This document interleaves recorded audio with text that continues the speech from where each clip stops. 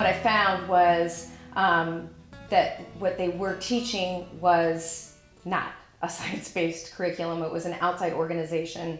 The presenters were passing themselves off as health educators when in fact they were missionaries from a crisis pregnancy center. What happened was, as I tried to bring attention to the problematic program at my son's school, doors kept slamming on me, and I didn't understand why.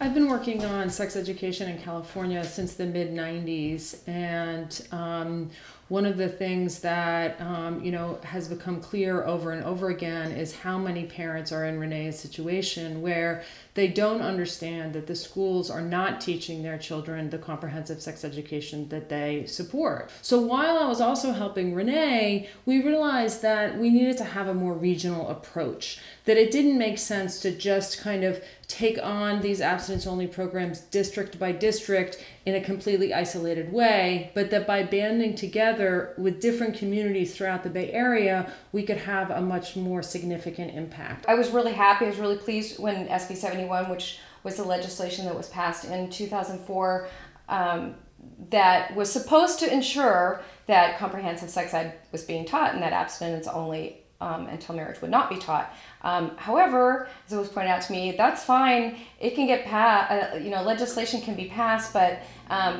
implementing it at the local level was what was not happening. The problem in California is that we have over 1,000 school districts and no enforcement at the state level for this law.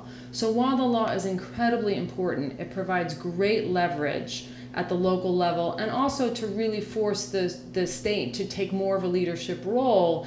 It doesn't automatically get implemented in every school district once the law is passed. So we met with State Superintendent of Schools Jack O'Connell and asked him to notify school districts that this was an important issue and that school districts needed to know what the law was. So in May of 2006, he issued this letter that was sent to all school districts in California that very clearly lays out that abstinence-only education is not permitted in California public schools.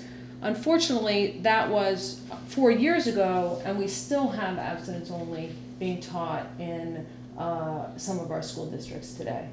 Well, the issue is that, as I said, there's very little enforcement. So school districts feel that nothing bad is going to happen to them if they do teach abstinence only. And often they're subjected to extreme pressure by abstinence only supporters at the local level. There's a small group of very vocal activists that cause a lot of trouble for school districts, and school districts are scared of this issue. So their inclination is to always take what they consider to be the most conservative, the most safe route, which is often going in the abstinence only direction and not following the law.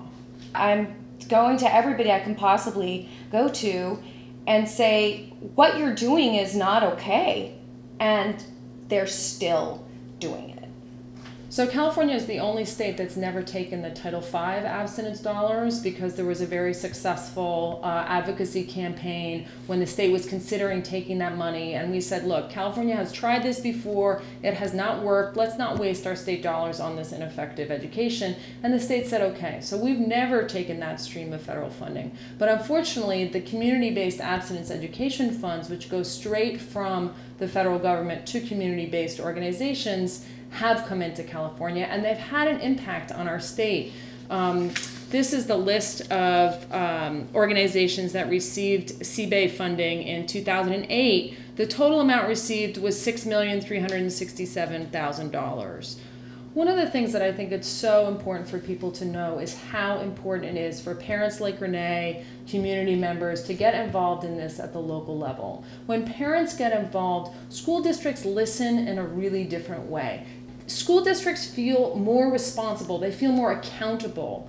And so change happens. Renee was successful in getting the abstinence-only program out of her school district. I think we've been really successful. We went from, initially in my school district playing this sort of adversarial role, and now they're calling Bay Area Communities for Health Education for our input to make sure that, what they've put together is going to cut the mustard for the district. And so right there, that's a success. I think one of the things that's really exciting about BACHI, Bay Area Communities for Health Education, is it really is a very interesting model for working on sex education. It's parent-founded, it's parent-led.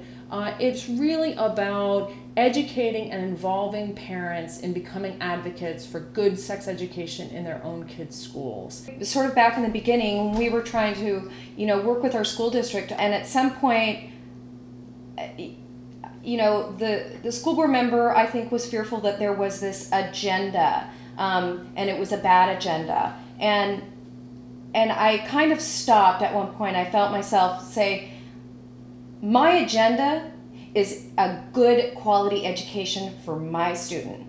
That's my agenda. I'm a parent, and that's what I want.